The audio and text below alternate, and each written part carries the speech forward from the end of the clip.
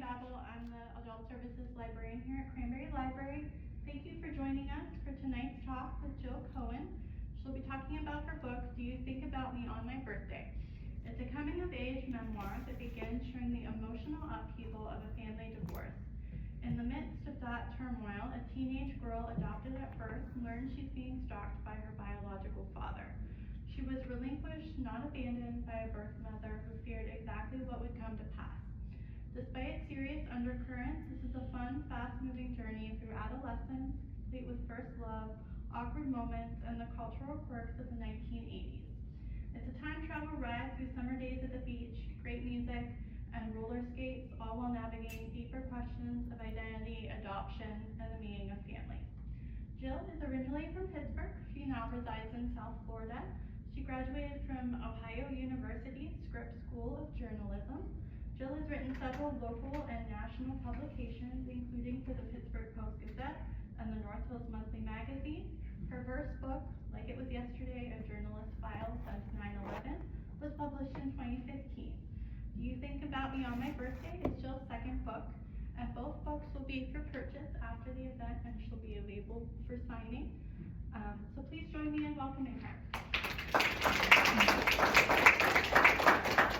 Wow, thank you guys for coming out. This is amazing. I expected to see a lot more familiar faces. I know my friends are probably late because they all told me they would be here, but it's more exciting for me to see people I don't know. So that tells me that I'm not just a one-hit wonder. This book, Do You Think About Me on My Birthday, is, oh, there's another one. Here's another one I grew up with my whole life, and I'm sorry, I have to hug these people when I'm from Florida, so I don't get to see them. Love you. Thank you. Love you. All right. So, anyway, sorry about that, guys. So, it is, oh, look, Kimball went crazy. It was like, what are you doing now? All right. All right, well, if you guys are on that, I'll just delete it, so don't worry. Anyway, okay, so this is a very, very personal book. And not everybody that I grew up with knows what happened to me when I left high school and left Pittsburgh for Ohio University. And they don't really talk about it that much either because it was a very painful time in my life. But I have been writing about it ever since because I've always been a writer. Everyone knows that. And of course, when I graduated from North Allegheny in 1983, I went to Ohio University with the express intent to become a journalist and to write other people's stories. And there's another one. I'm sorry, I have to run over and hug these people too. You're fine. I warned everyone that my friends would be late. Oh, of course. All right. Sorry, you guys. Nothing I do is normal. You know, all of my things are a little bit different. Okay. So anyway, I was just. Is there someone else coming? No. Okay. I was just telling everybody about how I wrote this book that everything happened kind of after high school. Everybody who knew me in high school, my last year of high school was my parents' divorce happened. And it was crazy and everybody was involved in it. It was like, that music is perfect. Sorry. Well done. I think that was my dad from the grave. That was my Italian friend. Okay, well, That's his ringtone. it could have been Bernie.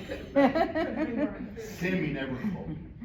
All right, so anyway, as a writer, I've always loved writing about other people. I was a journalist, so I would write about your stuff, but I don't write about my stuff.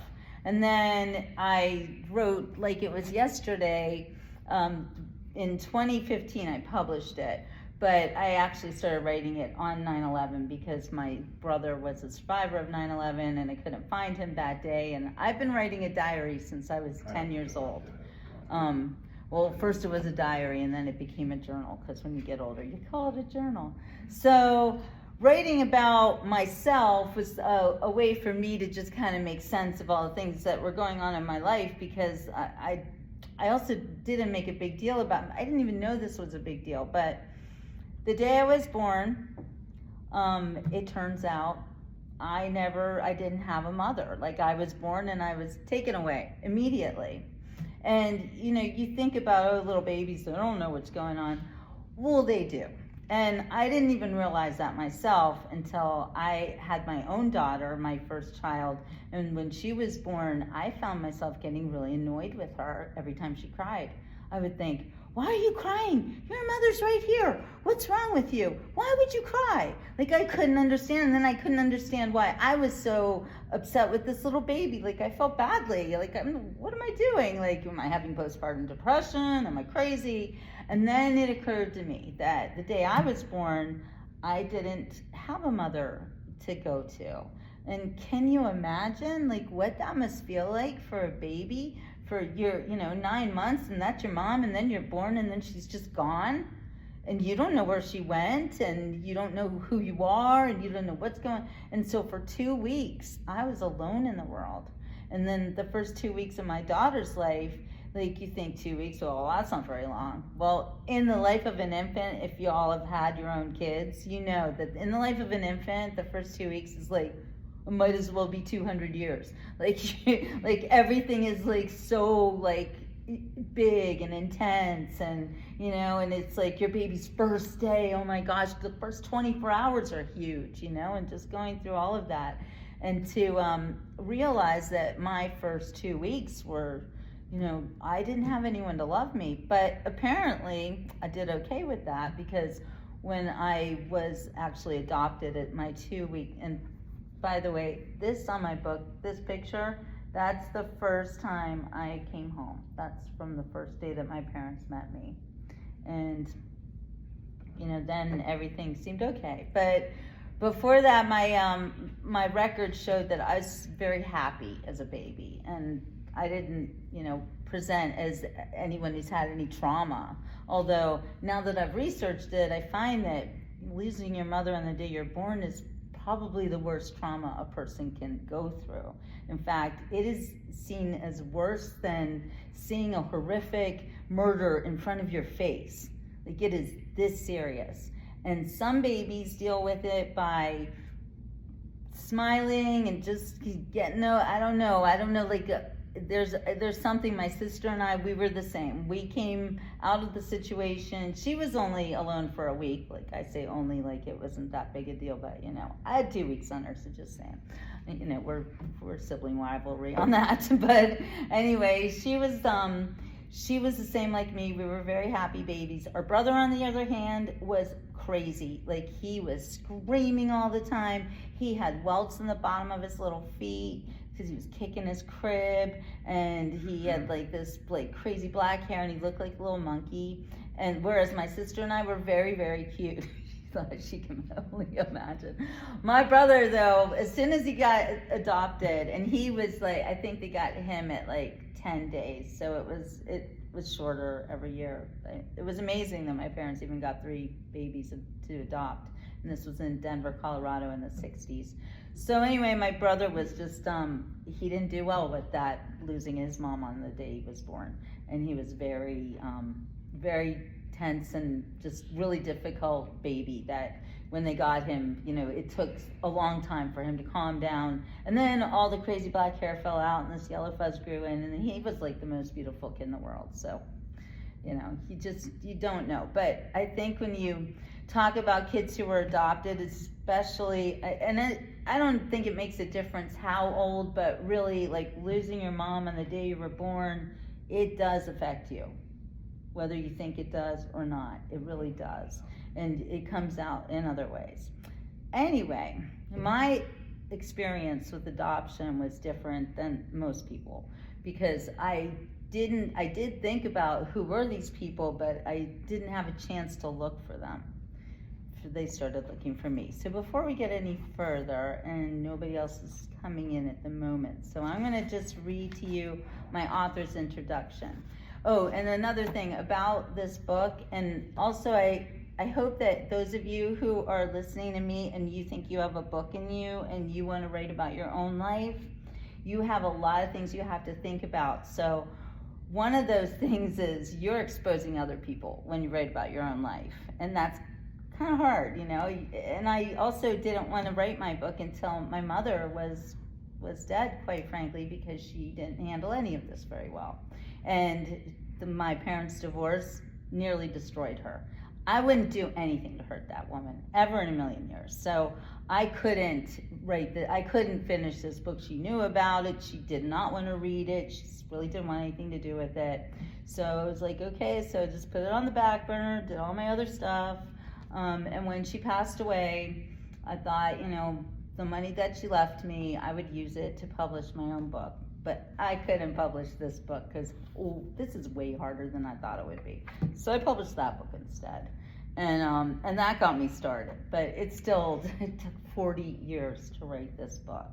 And even to this day, it's super hard for me to put it out there. It's not on Amazon.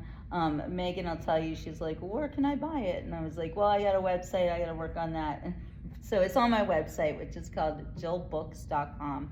But yeah, I won't put it on Amazon. I feel like pimping myself out here, you know, and I don't want to do that with a book that is about me. So it's very, very special to me, and to have my book signing here in front of all of you is very, very special to me. So thank you so much for coming. So I'm going to read the author's introduction, which is written in my own voice, but the rest of the book is actually written as a story with different people's names, and some people you might recognize, but they really are kind of an amalgam of people, you know, so I didn't want to really expose, you know, anyone who's alive, but the dead people, yeah, they're all exposed. Because they're, you know, they know what they did. and the ones that aren't dead, that are, you know, like I just feel like too, a book like this, which is written in the 80s or about the 80s, nobody is the same person that they were back then. So if and by the way, there's no one here who's in this book that is being exposed or anything. But if there were somebody here that was afraid of that, all I have to say is that I really did my best to, you know, make it kind of a fun book. But if anyone's exposed, it's me. It's really just me. So that said, I will read to you the author's introduction. November 30th, 1965 is the anniversary of more than just my birth. It's also the anniversary of the day I lost my mother. From the moment I exited her womb, we went our separate ways. Mothers lose babies and babies lose mothers sometimes, but when it happens to you, it's an alienating experience.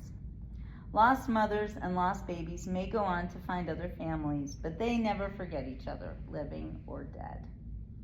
I immediately tried to get over the loss of my mother on the day I was born. Put into a foster home for the first 2 weeks of my life, I was cared for and fed without love.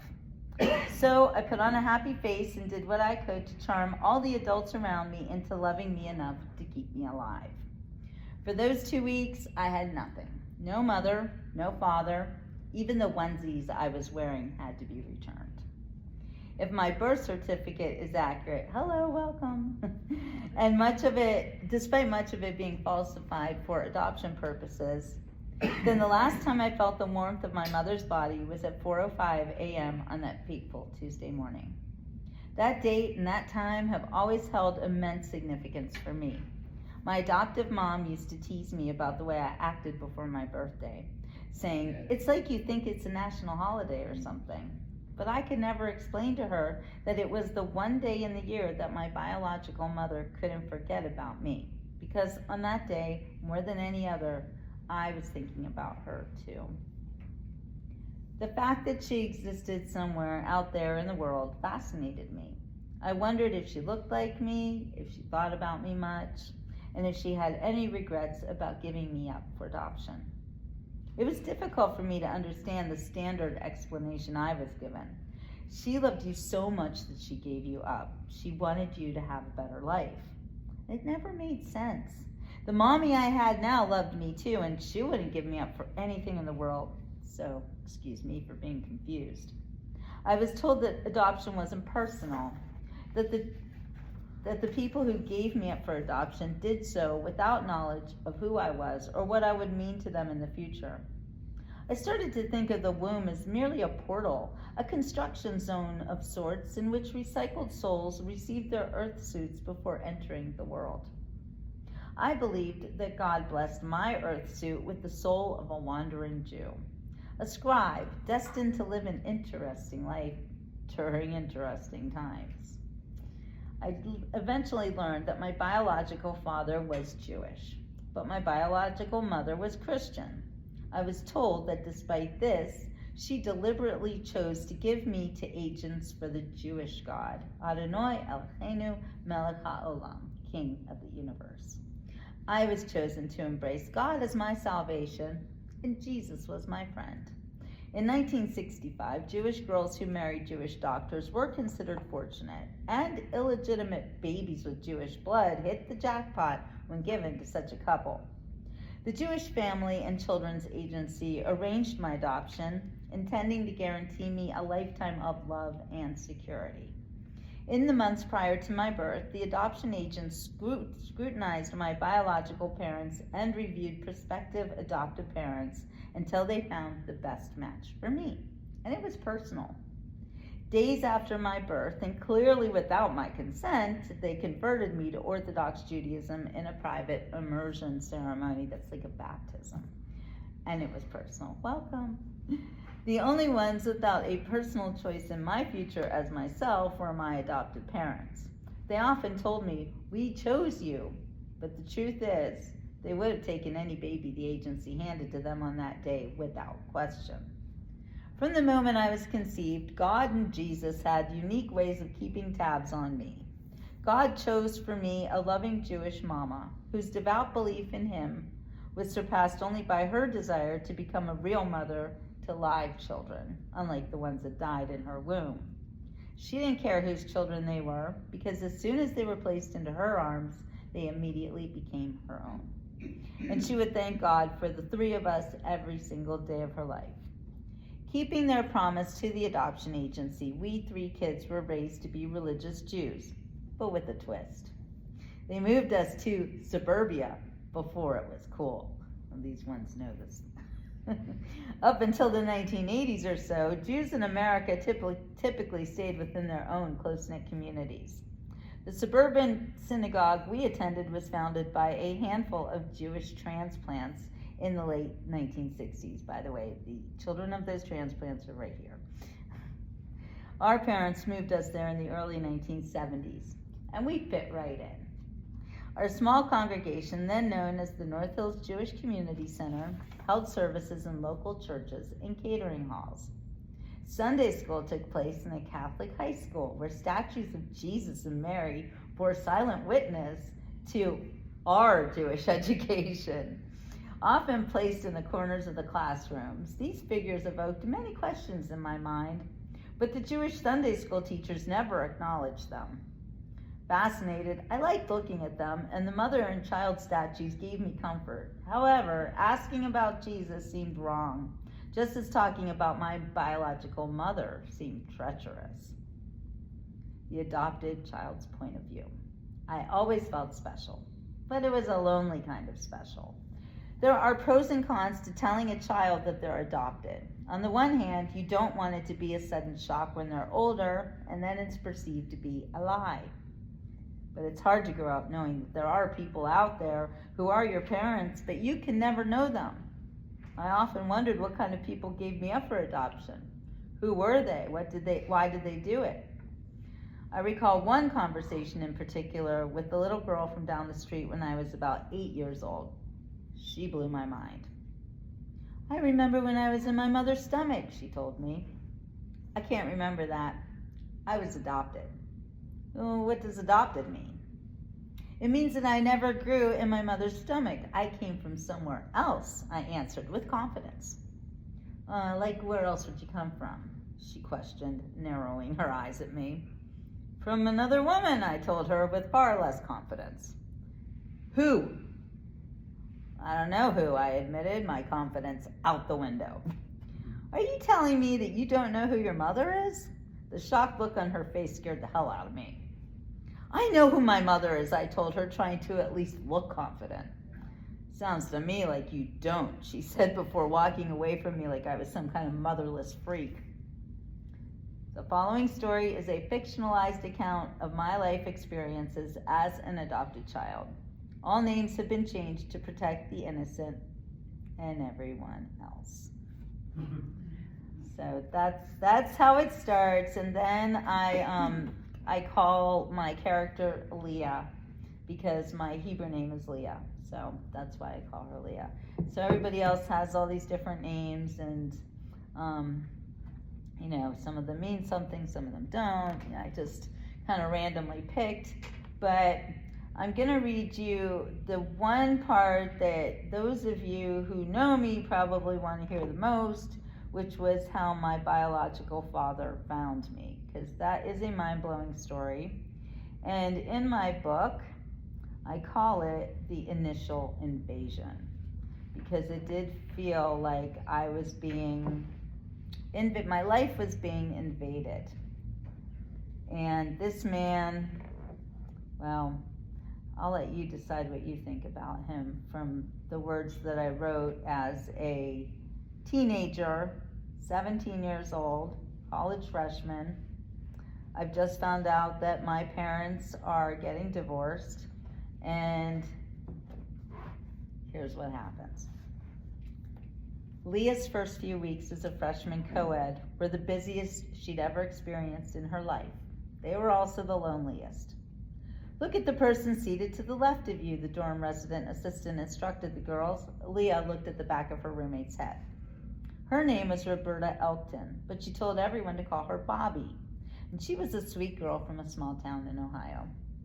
Look at the person seated to the right of you, the RA instructed. Leah looked at the back of another girl's head. She saw small gold-hooped earrings and short brown hair. Leah hadn't yet met this girl, but when she heard her voice, she had the feeling that she already knew her.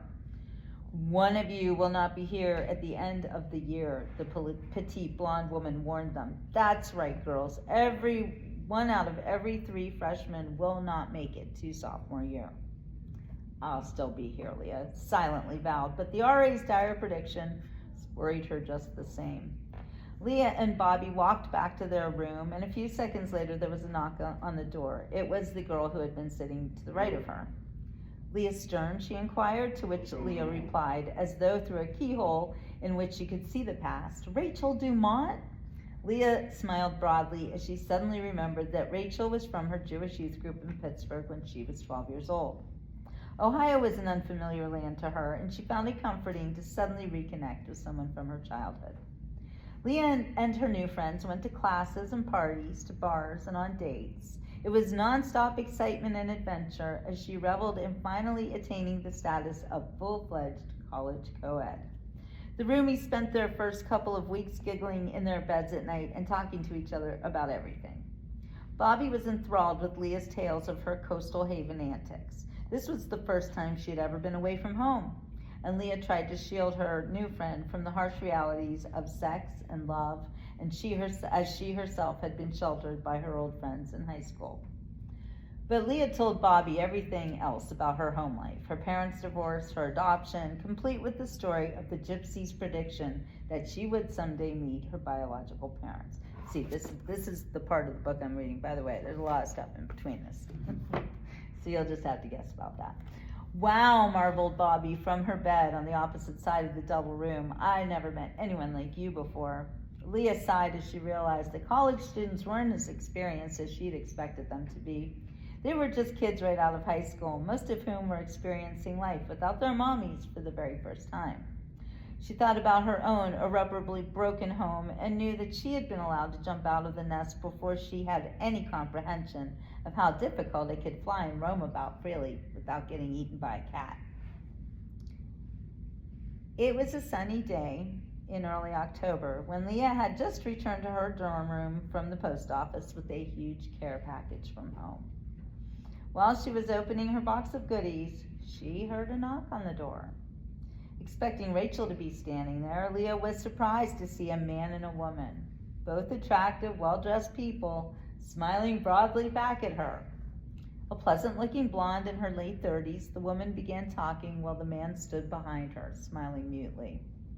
"You don't remember me, but I used to work in the same hospital as your father when he was doing his residency in Denver. You were just a baby then. I'm Dolores. This is my husband, Herman. We were visiting friends in the area, and we saw your name on the freshman roster. Thought it might be you." Okay, those are word for word. Okay, they really said this. Very strange, thought Leah, who invited them in anyway, not bothering to close the door to her room on purpose. Dolores asked, "How's your father?" "Oh, fine," answered Leah. "So you haven't seen him in a long time?" "Not since you were a baby," she replied. "How old are you anyway? 18? "No, I won't be 18 until November." "Oh, really? I thought you were 18, she insisted. "No, I'm just a pup. Can't even vote for the president until 88. There was an awkward moment as they sized each other up, Leah figuring that maybe this woman would be interested in seeing a recent picture of her dad, so she brought the woman's attention to a family portrait on her wall. "You look like your sister," she commented, to Leah's surprise. "You think so? Most people say how we don't look alike. You know, we were all adopted." She figured anyone who knew her dad back then knew that small detail, but the two of them looked quite surprised. "Oh, really? Well, they say that when people live together, they start to look alike somehow." Whatever, thought Leah. She'd heard it all before. "I really like your dress," Dolores told her, quickly changing the subject. "Thanks," said Leah. Suddenly the man, Herman, began speaking. His dark eyes bore into Leah. "It's so refreshing to see a young girl wearing a dress these days," he enthused.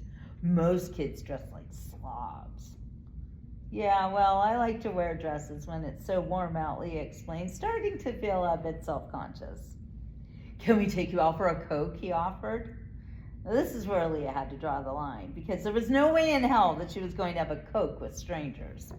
"No thanks, I have to go to class in 10 minutes. "Well, can we drive you there?" Now, this was an offer that was hard to refuse because her next class was located at the top of Jefferson Hill. At least a dozen times a day, she was forced to climb this nearly 95-degree angled cliff with a heavy book bag.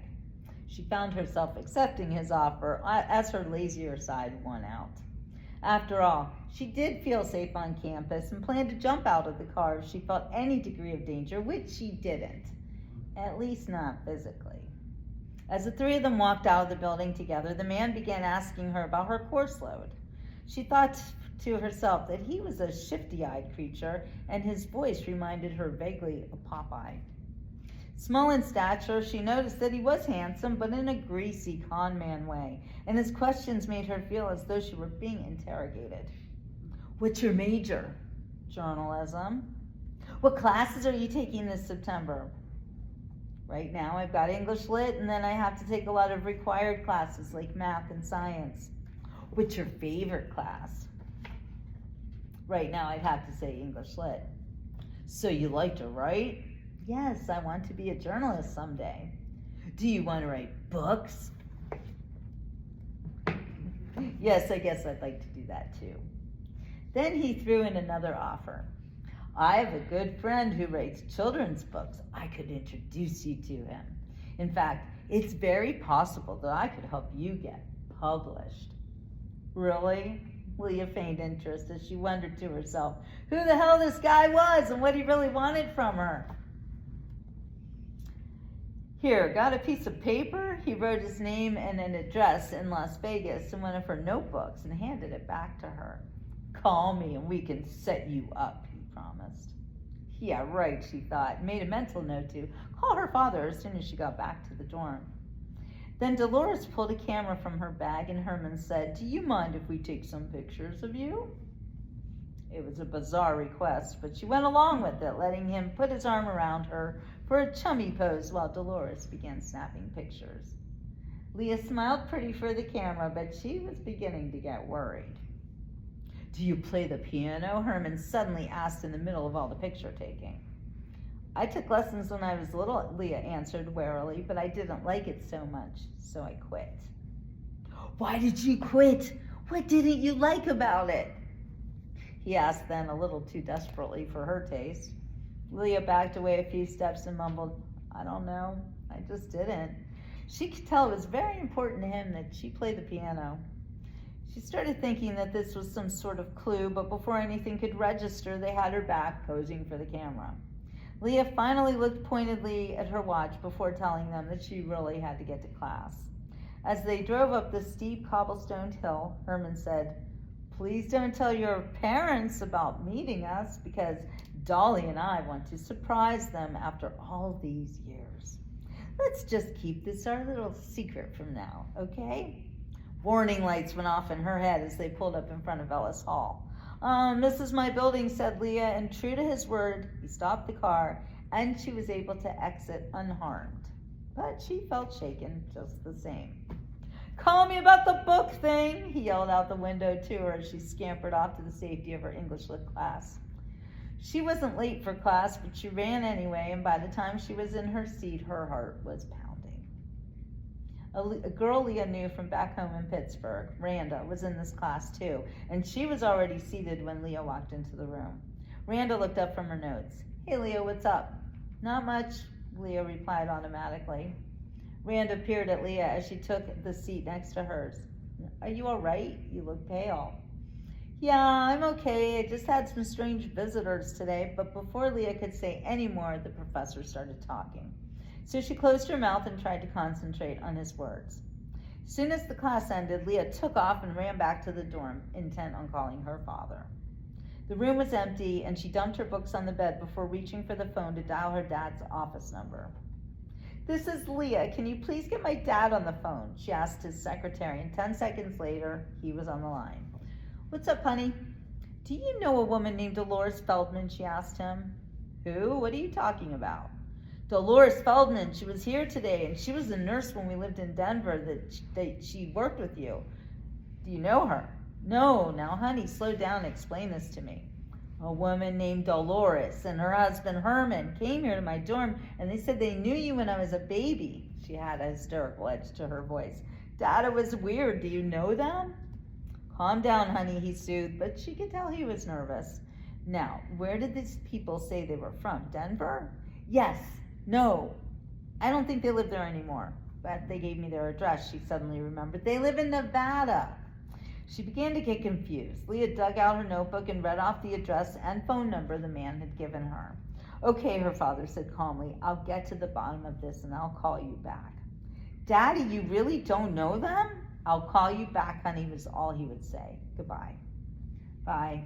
She hung up the phone, began pacing around the room, suddenly aware that something major had just gone down. A few minutes later, her roommate walked in. Bobby took one look at Leah's stricken face and asked, "What's going on? Are you okay?" Leah told her about her strange visitors, and as she recounted the bizarre visit, the picture taking, the way he asked her about the piano, an idea began to take shape in her mind. Bobby's eyes grew wide as the two girls came to the same conclusion at the same time. "Are you thinking what I'm thinking?" Leah asked Bobby. Bobby nodded her head. "Leah, it's just like the gypsy said. I think you may have been found," she said slowly. "By my biological father," Leah finished the sentence for her and sat down hard on her bed just before emitting a scream of shock and surprise that sent several of her friends running into the room to see what had happened. All at once, Leah found herself involved in some kind of surrealistic dream that couldn't possibly be reality. She rationalized that she was getting all worked up over nothing. It's true, she had always imagined that someday she'd meet the people who created her, but to have them show up under false pretenses? Well, it didn't really seem possible. "Let's find out where they're staying," suggested Bobby. "Then you can ask them who they really are." The girls began calling around to the local hotels to no avail. Leah's father called back an hour later to say he tried the number in Las Vegas and there was no answer. It was as though they disappeared into the chasm from which they so briefly had emerged. 1,000 thoughts ran circles in her mind as Leah struggled to remember the details of how they looked and the things they said. She doubted that the gypsy had possessed any real mystical powers, but it did begin to seem possible that another wish of hers was about to be granted, because deep somewhere in her soul, Leah knew that this Herman fellow was her father, and she was just as certain that his wife, however, was not her mother. Dun, dun, dun. So, yeah, I'm going to now open it up for any questions that you guys might have. So feel free to ask, and if you don't ask questions, I will continue to talk. So it's up to you. Any questions? Yes. I apologize for the phone call. Oh, it's okay. I won't hold it against you. Thank you. Anyone else? No? Okay. So the thing about writing about yourself is that, like I said, you kind of open yourself up and putting it all out there. So the reason I'm asking for questions, because I don't know if anyone has questions about these things that happened. And it's okay if you do and you want to ask me later, you can feel free to do that. But in front of everybody, I think it's helpful because a lot of people do want to write their own stories. So that said, I published this book. Like I said, it took me 40 years, not to write it, but to publish it, because I wrote it in college. And then I'd add to it through the years. And it got to be like 2,000 pages long, maybe more, I don't know. And so when I wanted to publish it, I knew I couldn't leave it be that long. So actually, the last thing that is written in this book is, stay tuned for the upcoming sequel to this book titled 7 Years in Switzerland. That's a very fun book. Even more fun than this book. But a lot of things, oh yes, go ahead. Question. Yeah. Did your adopted parents formally adopt you? Yes. Okay. And so does your birth certificate have their names or nobody's name? You know what, that's a really good question.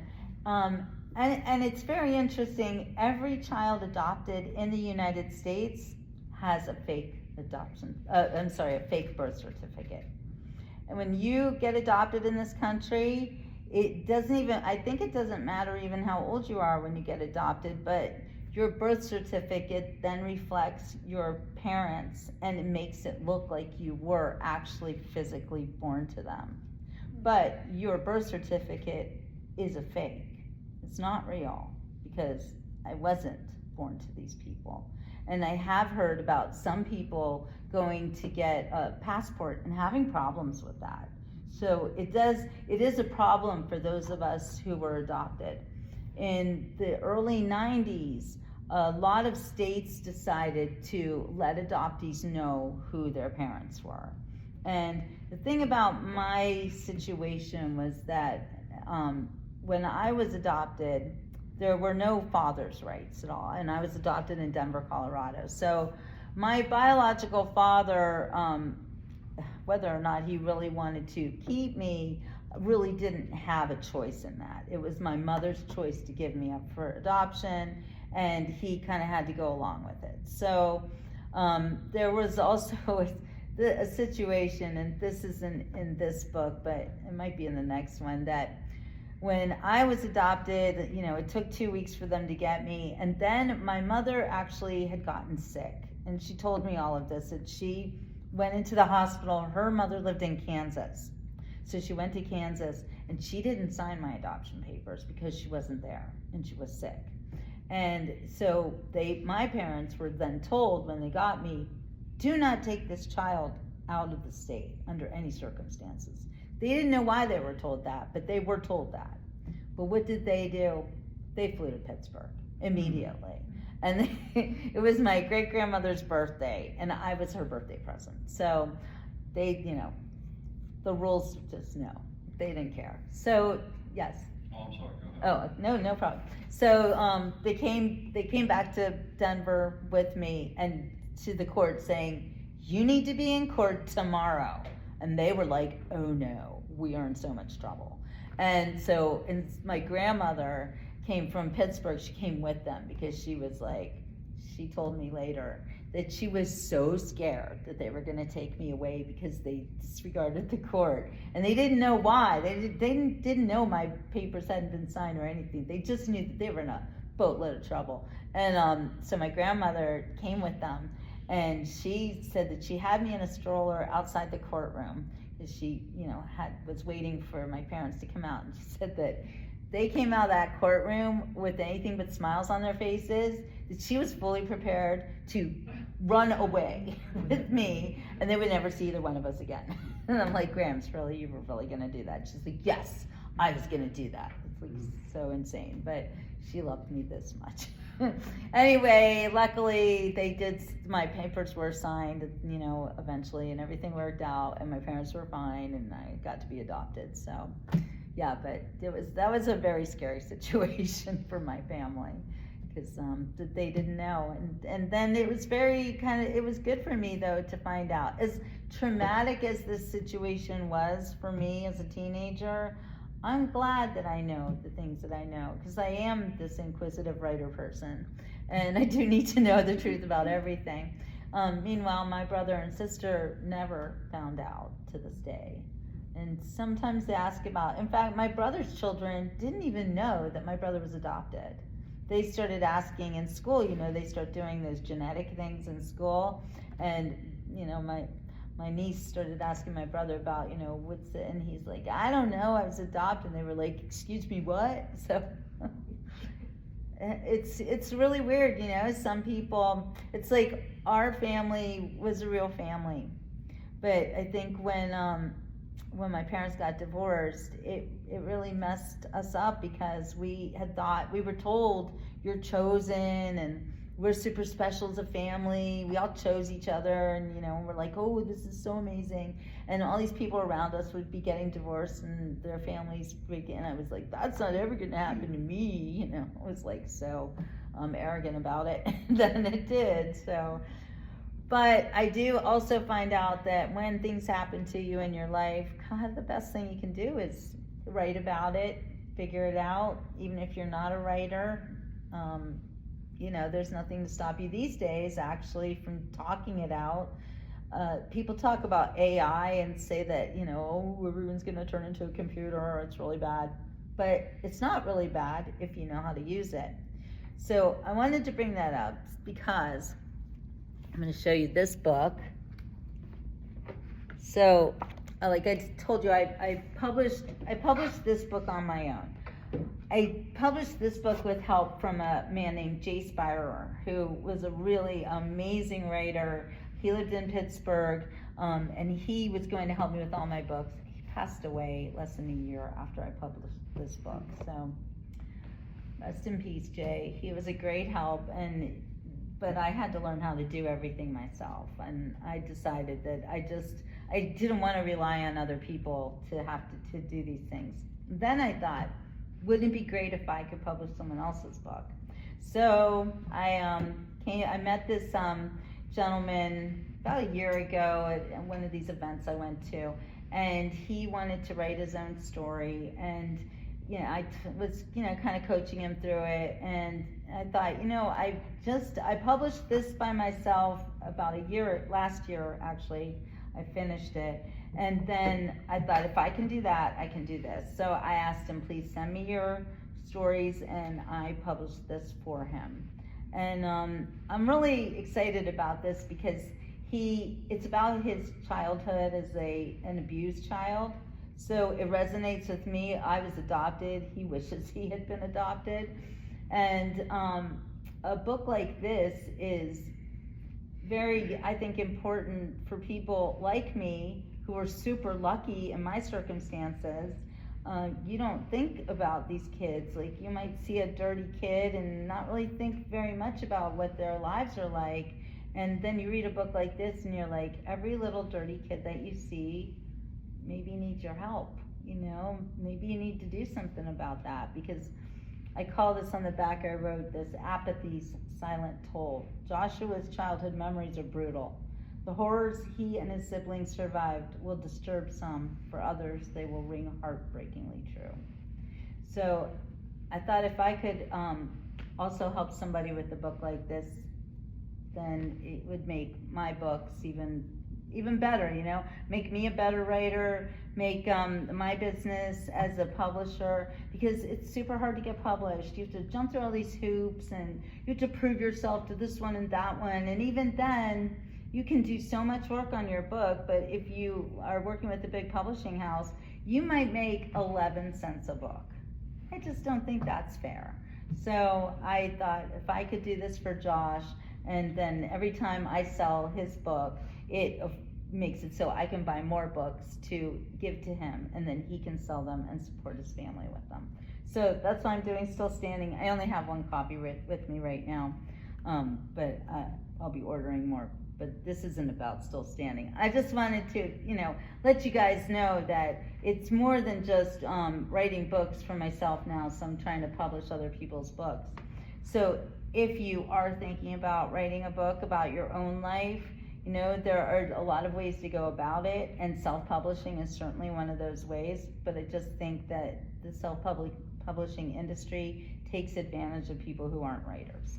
Because it really takes a lot, and if you go through self-publishing, you're gonna pay a lot of money, but it doesn't mean that your book is going to be superior, because the people who are taking the money from you, they're really just taking the money from you. And they're not so concerned if your book is really that good. But that was why I want to do it for people, because I'm an editor, I'm a writer, and I want to make sure everything is perfect. I'm a perfectionist. So that's why I thought that I would be a good publisher, and then if people wanted to publish their book, we can work together.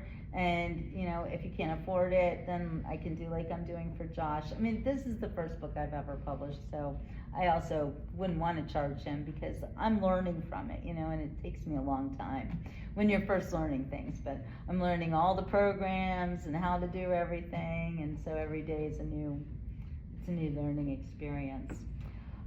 As well as being an author, those of you who don't know me, I'm also a podcaster, if you will. My daughter says to me, "Mom, you're not allowed to call yourself a podcaster, influencer, any of those words." And I'm like, "What?" She's like, "No." She goes, "You're a journalist. You're an actual journalist. You went to journalism school." She's like, "Do you know how many people are out there in the airwaves, you know, saying, I do this?" You know? She's like, "But you really did all this stuff." So you know, and you know, our kids are always some of our harshest critics, right? But when my daughter yelled at me for that one, I was like, "You're right." Yeah, and I was happy, because she respects my career. I didn't know that. So it was neat, because sometimes she's like, "You don't make any money, why not?" You know? But it's hard to make money as a journalist, because you guys see these people making a lot of money and they're lying to you. And I can't do that. Like when I wrote for the Pittsburgh Post-Gazette or North Hills Monthly Magazine, my intention was always to spotlight somebody who needs it. Or maybe there's a cause that we have to talk about, or there's an event y'all want to go to, or whatever is happening in your community. That's the kind of reporter I am. I wasn't out there, you know, covering sports or talking to politicians, although I did that a little bit too. I mean, I covered municipal, not that those guys are politicians, they're not. But I think they're probably the most important officials that y'all have, because they are right there in front of your faces. And when I was a journalist, when I would go, you know, cover all these school districts, municipalities like McCandless, Marshall Township, Seneca Valley, Deer Lakes, all of it. Anyway, I was often the only one in the meeting, and you know, that's not good. And when you think about like your taxes and everything that depends on you actually going to those meetings, and I'm not, you know, not trying to lecture y'all on this one, but I do think that a big problem in our society today is that people are not really taking note of what's going on, and they're, you know, like you want the world to run like a machine, but you do have to have some say in it, or they'll sell you all out to China. Just saying. Anyway, yes, question. So if you're not on Amazon, how do you buy how would I buy your books? Wonderful question. So, yeah. Is that ultimately what you want, is for people to buy your books? I do, yes, I do, and that's a great point. So I'm starting it slowly. I have a website, jillbooks.com, so I tell everybody about that. But then the other thing, when I first published this book, I got a coach to be out there, because as a writer, usually we're not very social people when it comes to selling ourselves or anything. We like to be behind the scenes and do our writing, and a lot of writers just aren't really good in front of people.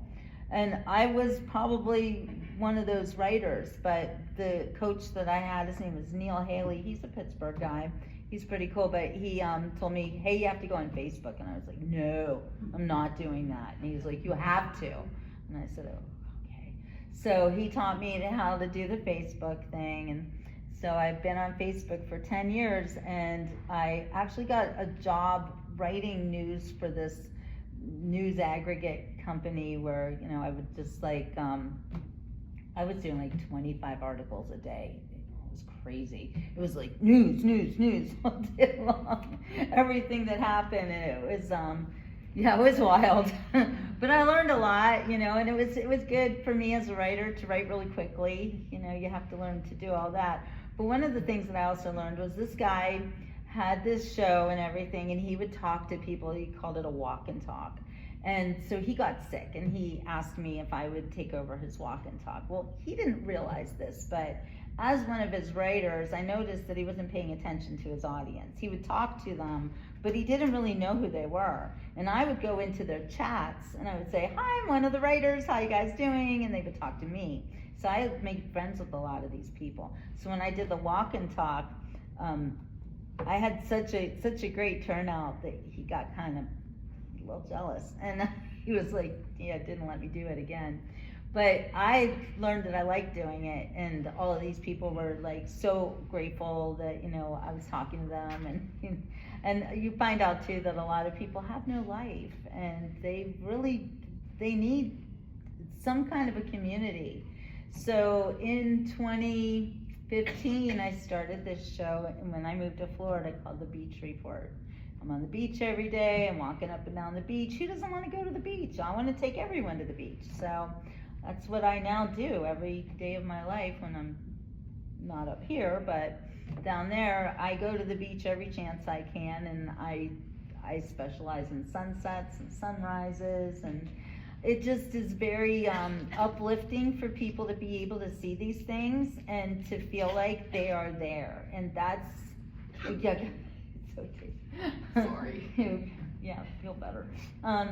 That's something that I didn't realize I was good at, but I am good at people feeling like they're actually wherever I am. And I make it my point to be in the most beautiful places I can find, because I just look at this world as an amazing, like, it's a journey, it's a destination, it's a, you know, have fun. It's not supposed to be, you know, living in squalor and hiding in a basement. So I like to get people outside, and actually people will come on my show who say they have never been to the beach before and never even seen the ocean, and I'm like, wow. And that I can do that for them is really great, and they literally thank me every day. So I know it's the right thing to do. But as far as selling books, I've built up this audience, so they're the ones that are buying the books. I got onto YouTube about a year ago, and it's been a really crazy ride there. I'm now getting more than 2.5 million views at this point. So when I talk about my book now, they're like, oh, where can we buy it? So I have my jillbooks.com. So I'm telling them to go there. And yes, it's not easy to get my book right now, but I just kind of like it that way. I want it to be like that you really want to read it. You know, I don't feel like selling myself out, I guess it is, because I'm a little bit, I have a lot of ownership. It's my story, it's my book, and maybe after a little while I'll feel more like putting it out there, but right now I feel like it's just something that, yes, I do have to, subsist off of it. I do make money, as a living selling books. But I also don't sell myself out because I just don't feel like, I feel like it's not necessary. I don't need to be super wealthy, but, I feel like everything I do is in furtherance of helping people tell their own stories and helping myself to tell my own story. And when I tell my story, then, maybe it makes you feel better about telling your own story. So it's always something. I hope that makes sense. I know it's a little crazy, but I think people these days, they don't value things. And then they've got the, we talk about Chat GPT and, the AI writing and all that, and it's kind of worthless. However, that was another reason I wanted to talk about Chat GPT, because when Joshua wrote Still Standing, he didn't think he was a writer. But I found out that he's such a good writer. Oh my gosh, and he opened himself up by letting Chat GPT give him prompts and like ask him questions. So you don't want to let AI write anything for you. You want to write it yourself and let AI help you to decide what to write or to decide, an outline. It's really helpful like that. And you can tell it what you want it to know, and it gets to learn kind of you. So it's a nice collaboration once you figure it out, but you can't rely on it. You can't, it could write a whole bunch of stuff and it can be super wrong, So it's really helpful though. Yeah. I have a question about adoption. Sure. From, given your experience, how do you feel about open adoption? I think I assume I know how you would feel about it, but I'd like to hear open adoption where the child knows their birth parents and their adopted parents. Yeah, that's a hard one actually. It's a bit of a slippery slope because some adopted parents are giving their child a better life and feeling like they're maybe not in a good place mentally to help them out. So I think it depends on if there is drug abuse in the family, if you're exposing a child to a family that might not be right for them. And so there's a problem with Pennsylvania's laws. When I was a baby, my parents didn't live in Pennsylvania. They lived in Denver because my dad was actually doing his residency as a doctor there. So that's why they did that. But they did it also because they didn't want to adopt a baby in Pennsylvania. After a year, the mother can still change her mind. And my parents did not want that to happen to us. So in a lot of ways, I think open adoption is not good for the kids. I think the kids should know where they come from and they can meet them later. But as far as me, I did meet my mother. That happens in the end of the book. That's why I will not read that to you.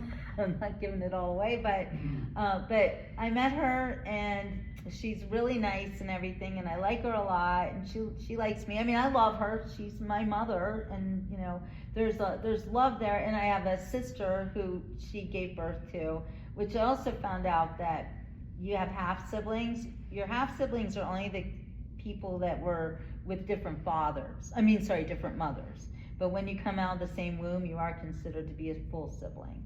So I had this sister, and I'll tell you, one of the saddest things I ever felt in my life was when my sister, and she's wonderful, and she's so sweet, she loves me so much, and when she showed me her baby book, I lost it. I was like, wow, I missed out on my baby sister growing up. And that hurt me, kind of more than anything, because it wasn't my fault, and it wasn't her fault. But when I saw the picture of this cute little girl, and then I think of my own sister, who I tortured that kid. She's like, she knows. Because she, what? There were reasons. Yes, well, there were reasons, but probably the biggest reason being that, I was told, we're chosen, and then I've got this brother, and he's only 11 months younger than I am, and we're a great team, my brother and me, we're like Irish twins. And then my sister, I'm like, what do you need another one for? Are you not happy with the girl? You need another girl? What is this? You know, so there's a 3-year-old kind of not understanding because of the situation. I think if it had just been, oh, another sibling, it would have been one thing, but like they went out and chose her. And I thought, what do you need another one for? You know, so I didn't like that very much. But and she loved me though. My little sister, like, I mean, I could do no wrong. And it's in the book. If you wanted me to read something else, that's kind of a funny one. But let me know. Yeah. Question. Yes. Your birth mom, did she put anything in the documentation about your dad to let your adoptive parents know to be on the lookout for? That's a dad? great question. Is that Oh what yes. she did? Yes, she absolutely did do Oh, that. good, okay. And she warned, and this is a problem actually with the adoption agency, because they were warned, and she did say, please put her records seal them tight. This guy's gonna look for her, and they didn't take it seriously. And so, I didn't get to this part, but in the 90s, they changed it in different states. In Denver, Colorado was one of the states where they opened up our records. And so I wrote for mine, and the lady says to me, so I looked at your records, and they're a little weird. And I was like, don't worry, I know. And she's like, no, I don't know that you do. I said, I do know. And she was kind of surprised to hear that. They still redacted all the names. Not all of them though. If I could figure things out if I hadn't known things. But they redacted all the names and some of the stuff. But yeah, she said your papers are not the normal papers. And yes, my parents were not warned. And they should have been warned, and they were not. And so your adoptive parents were not warned that your biological mother did not want your biological father to know where you went. That's right. Is that correct? That's correct. And they screwed that up. Big time. That's how he found you. That's how he found me. He was he was a lawyer. He is a lawyer, still alive, and he was working for the IRS. And he wouldn't tell me how he found me, but he was very bragging about it, kind of.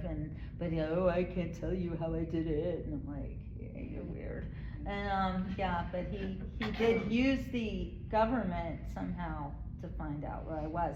And he used another trick too, which was he would have my mother. I don't know why she went along with this, but he would have her write to the state that my papers should be, or that she wanted to, look at them or something, like she would request them. And they did that so that my papers would never go into the archives. He wanted them out, so no Iron Mountain for this girl.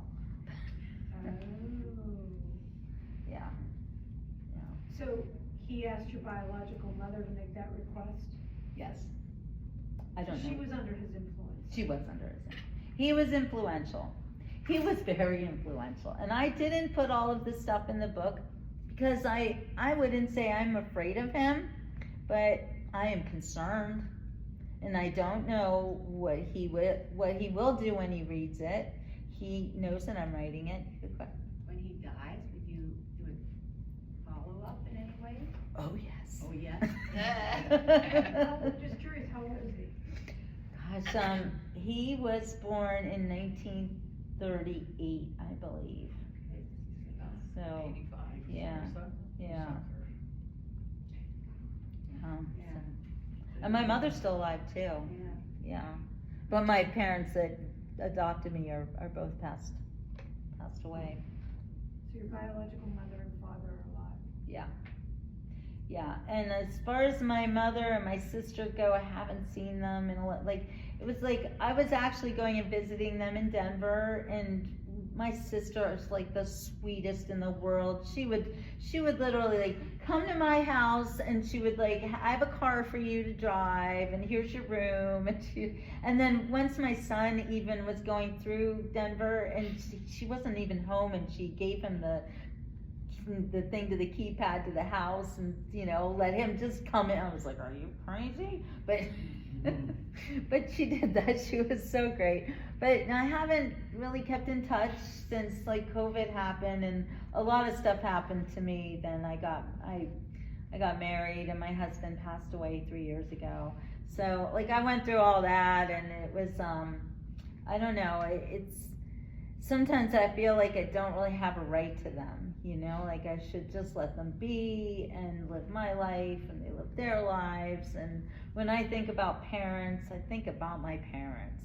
Like I don't have other parents, and so I kind of feel bad about that. I don't want to say like, yeah, you're not my mom. So it's weird, but yeah. Any other questions? Yeah, so much. I left a lot out, a lot. But yeah, it's but a lot of things that I didn't say in this book were designed to not hurt anyone. I never ever want to hurt anyone with what I write. And I don't want to expose people. And even my biological father, though he deserves everything he should get, because he really did me a disservice.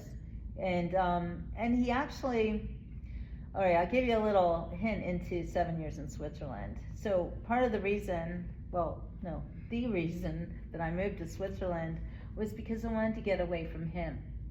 And he was not just stalking me before that, but he really wanted to affect my life. And in the book, you'll read that, for instance, I'm going to journalism school, I want to be a writer. He wants me to be a model. I'm 5'4". Like, I have an eating disorder. Sometimes I'm fat, sometimes I'm thin. So, I'm not gonna be a model. That's crazy cakes, Right, but it's also like I've always like not wanted anyone looking at me. I always wanted to be. I'm the writer. Look at what I write. Look at me. And these guys remember me growing up. I was super shy as a kid. I was like always in the corner with a book. No one knew me in high school, right? Carol knows. Like Jill answered all the questions in class, but after that she went home and read books. Did he have children? Did he? No. No.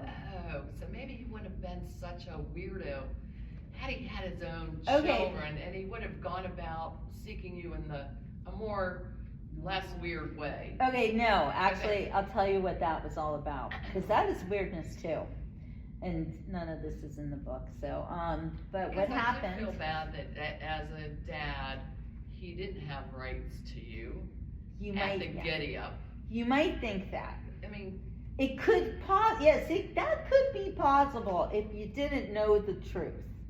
And what the truth was that this man was planning to find a child of the age of about 10 and raise it to a magnificent adulthood.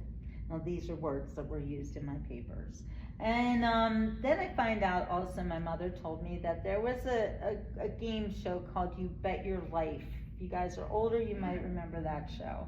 Well, a man had won You Bet Your Life, like won a lot of money, and he moved out to the mountains of Colorado, and he established something called a brain trust, where they were taking children and they were raising them up to be magnificent adults. And I think that's where a lot of the stars in Hollywood came from, where they were raised in these enclaves. I mean, there's a bunch of kids, you could probably name them, I can't think of them off the top of my head, but they were raised like that, like Scientology, like all this stuff. That's where you get all the Hollywood people from. When you watch TV and you watch Hollywood, I'm sorry, but I think you're watching a bunch of slaves doing things that they wouldn't normally do. I mean, that's what acting is. And Want you to be a model? yeah, like not a real person. Yeah, I sometimes wonder if my fate would have been to be one of those people that they raised up to show the rest of us how to be or whatever. And it was, I think about it, but so it wasn't, I have a daughter out there and I really want to know about her. When The things he says, you'll see in this book, are the things that a narcissist would say who wanted someone that was just like them. So there's kind of a funny part in this book where he says something about how we are so alike, and then he says something about our thumbs, and I'm like, what are you talking about? And he's like missing a joint in his thumb. So it doesn't do this, it just does this.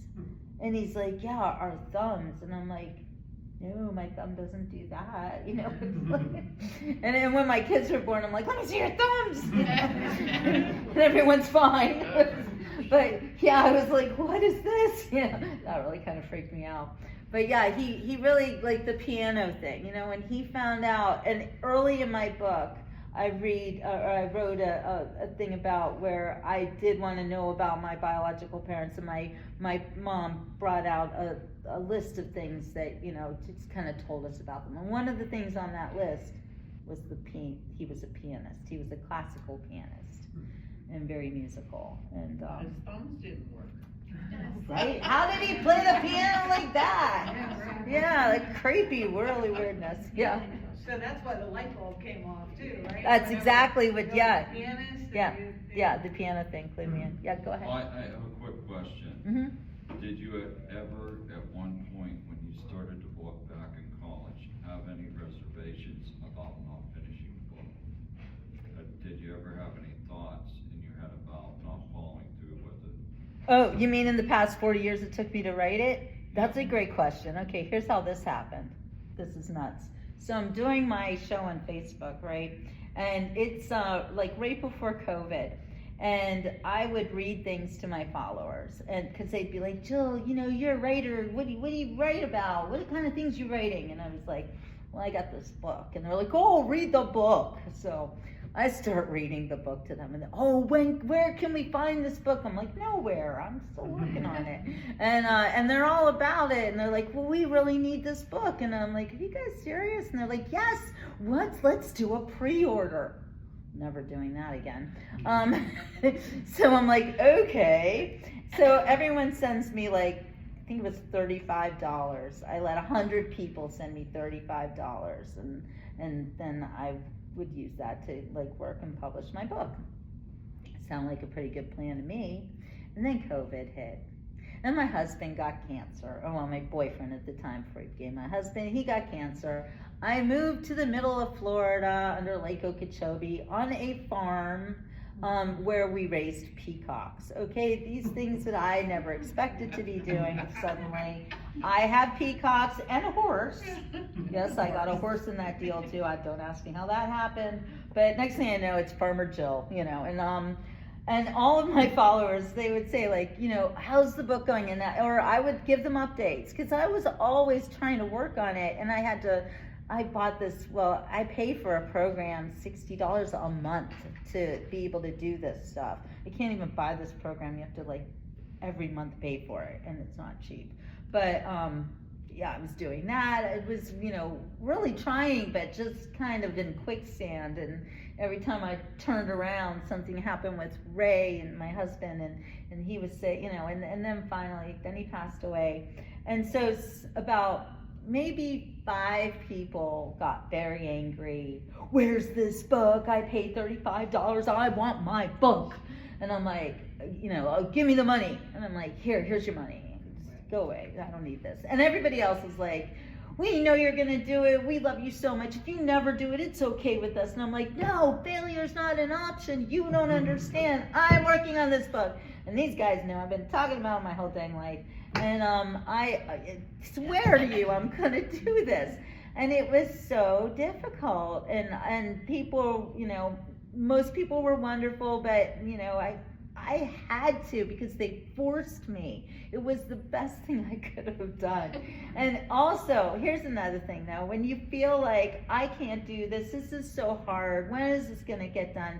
You also have to realize that you're not really on your own time, you're on God's time.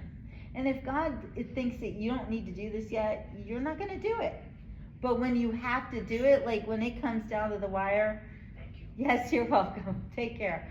Thank you for coming. Enjoyed it. good. Go to your website. Okay, cool, jillbooks.com.